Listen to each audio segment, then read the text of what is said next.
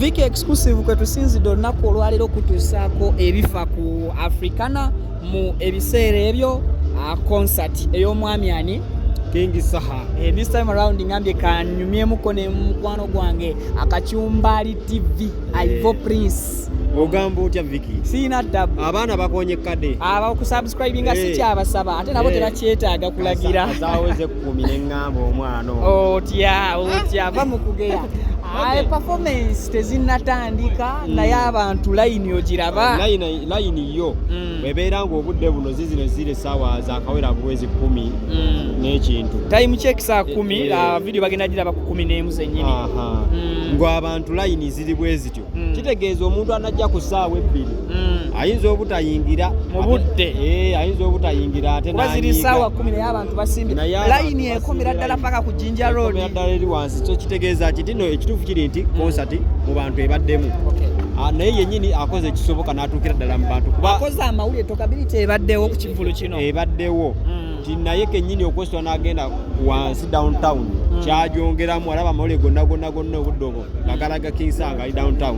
So kitegeeza nti n'abantu so babadde bagimanyi ate n'oluyimba teri muntu atalina biseera ebyo mu bulamu bwe.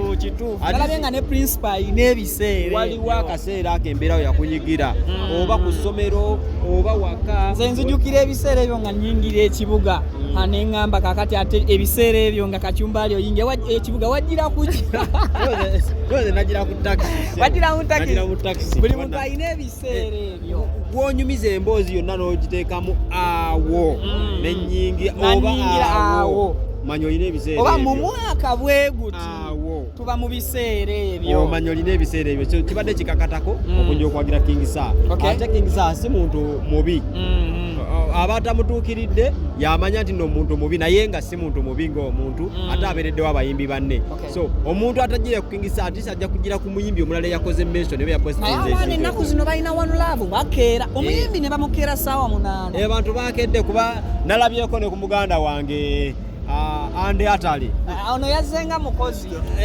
Omukozi okuva ku Bukedde TV Ande kitya. Naze kulya sente zange. Manyi King Saha ye munyumirwa ndi musajja wa hip hop music.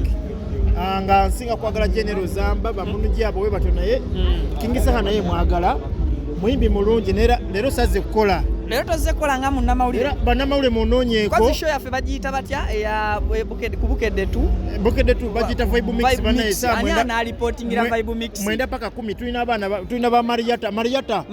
Tulina ba Mariata. Otandise omulagira agenda akwata eri. Mariata genda okole nyabo. Omuyaye gamba genda okole muyaye azze kulya sente. Naze kulya sente abalwekyo gye bali. Ne bannamawulire. Banamule munoonyeeko kwa Kachumbali bani munoonyeeko olunaku lwaleero. Kiki kyogenda okusuubira olwaleero gwe nga munnamawulire? Nga munnamawulire obanga azze okulya sente. Nga munnamawulire mu perspective eyo. Nga munnamawulire nsuubira wanene ekintu ekyenjawulo nsuubira Bebe Cool okujja. Ate nga jjukira Bebe Cool n'ono omusajja babadde tebakwatagana. Naye osuubira Bebe. Naye ak'omunkuugu gagamba nti bano baatudde ku round table. Ne bakkiriza. Era ayinza okujja nga surprise. Nga surprise artist. Era maaso awo olaba Bebe Cool teweewuunya ojagamba Ande Atali yangambyeko. Ate kati ani wulira mbu omusajja atabula mbu Bebe Cool asuubirwa as a surprise artist. Kiri nti ng'empuliddeko ayinza okujja ngazze okusula mu Hotel Africana oba kivulu. Nti ensonga ezaaliwo bagamba zigambibwa nno okubeera ziri reconciliated era zaaterezebwa bulungi nnyo. Kati live enaanyuma kuba Bebe Cool bw'aba yareconcilize n'omusajja ensonga ayinza okujja Bebe Cool aba anyinza okuyimba ina si nyimba nyingi kinene nnyo nyimba nga 2 ne bw'atuulawo obutuuzi omusajja tagenda kuddamu kuyimba kumuteekako kali. Tulina n'omulala gw'otusuubira ne principal ye yalangiridde of course tiimu ye endabye ng'etandise okwesomba ayinza okuyita n'ekirala bannaye musaba abantu abajja mu bivulu mufuwe ku muyimbi ku sente babateerawo like nze nazzemu ne sente za King Saha njagala mufuwa sente ebyaddala ogenda yitawa gwe w'okuyita weewali naye ono oba bateekengawo obubbo we basuula sente ffe bannamawulire ne tujjamu ne tutuusiza omuyimbi. Bannamawulire mwategeera sente ne bateekawo akabondi kakusula mu sente z'abayimbi. Bano baana ababeera mu ttiimu z'abayimbi mujje nga munyiridde weesiige kazigo n'olwaleero abaana banyiridde. Abaana abali ku ttiimu sa balina abaana baddugavu be basinga abeeru batono. King Saha atekemu abaana abeeru. abeeru oyagala abaana beye Kachumbali wabeeru bamusanyusa just kutunulako ate Kachumbali ekimunyumira otunulako n'abalala kyekibanyumira. olaba kambuuze tiimu kyeyina abaana abanyirira ne Shibaholic ne Spice Gadgets ani asinga tetwagala mu buzeebuze Shiba nze abansingira Spice nange Spice abaana ba Spice banyirira bambala jangu ani ayina abaana Buchama abanyirivu oba ayina abaana abangi ate nga banyirira abangi kati tuli ku nsonga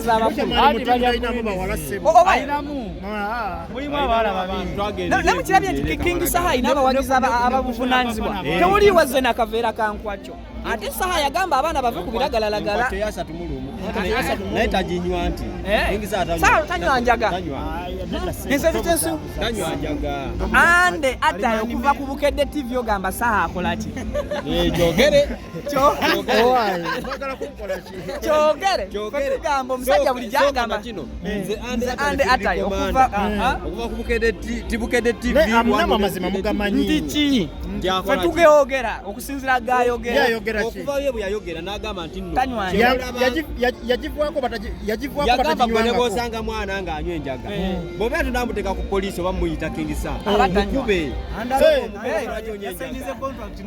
owange mbadde mbuuza Joel King Saha taginywangako oba yagivwako avumirira abaana ababinywa muve ku biragalalagala alabika yabikozesaako edda n'abivaako awo mutuufu so kati gwe womumanyidde wali abikozesaako n'abivwako mutuufu nange simulaba ndudde omulabako naye ng'ali omulabyeko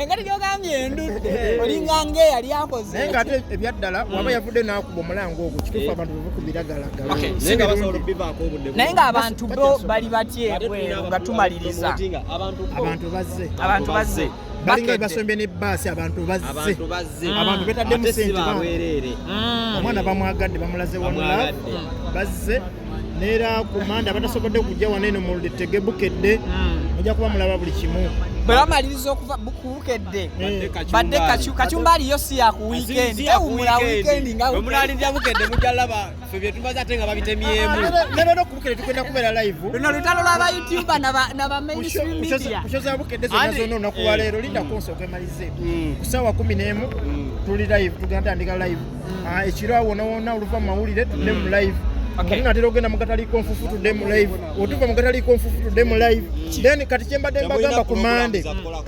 kyembadde sponsor nga bw'annyonnyodde ebyo byonna nsobola okujja ne nnyinyonnyola mu kamera nti bannange ndi ku Bukedde TV mbasaba musooke mugende ku Viki Exclusive obuzadde kuba kati okuba kalanga waayo omusajja ono Viki Exclusive bannaye neba naye mbadde misingo voicinga mbadde maze ebbanga nga si voicinga okuvoicinga okimanyi kati bali kubuuza baani aboogera bangambye Viki ku channel kyosinza okikolako kufunako bakadamu nze nga mikwano gya okwana kirala okwana ne kamera person wo Joel mweche mwekoze ku Viki Exclusive ako mufunyeko bakazi olwokuba ogenzo ki abantu shole tugenda gyeditinga n'ogamba koyiseewo ensonga yo anda tulete mwino w'Abanyarwanda wali wayina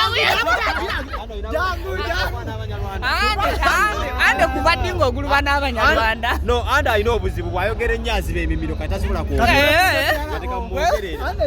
kale mubeere bulungi temuva ku mukutu Viki Exclusive tugenda kuba tubatuusaako updates zonna nga bwe zigenda maaso n'okuba nga zigwawo wano ku Africana buli kimu kigenda tambula